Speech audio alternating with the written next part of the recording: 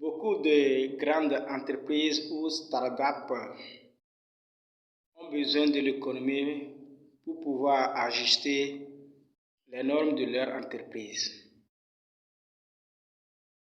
Je vous montre ici 6 domaines clés de l'économie adaptés au business. Ceux qui ne me connaissent pas, c'est Makamazi.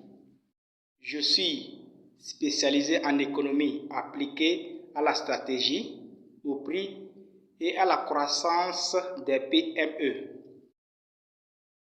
Voici le premier domaine, économie des coûts.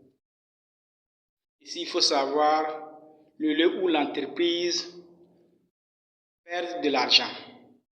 Analysant les coûts fixes et variables, ensuite vérifier le seuil de rentabilité, puis optimiser les dépenses. 2. Économie des prix ou pricing. C'est qu'il faut savoir à quel prix vendre pour maximiser le profit. Bon, ici, vous devez suivre ou bien souligner 3 points essentiels. Premier point, fixation des prix sur la valeur. Deuxième, élasticité de la demande. Et troisième, stratégie des prix. Troisième domaine qui est analyse de la demande et du marché. Ici, l'objectif, c'est de savoir ceux qui sont prêts à payer, comment et pourquoi. En suivant le comportement des consommateurs, segmentation des clients, puis leur pouvoir d'achat et préférences. 4. Économie de la concurrence qui est primordiale pour les entreprises.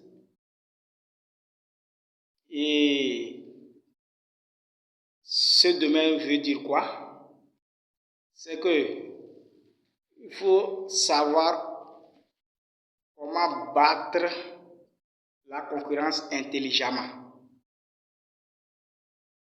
en fixant ou bien en analysant vos concurrents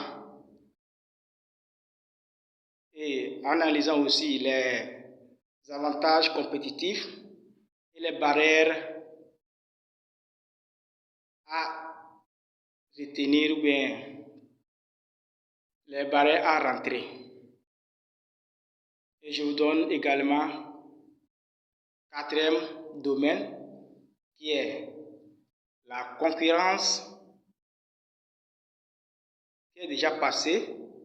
4e qui est l'économie de la croissance.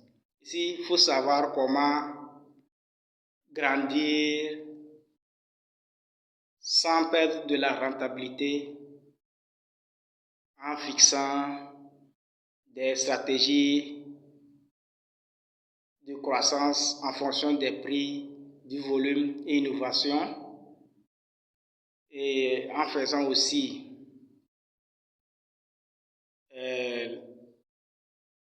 le rendement de tout, faire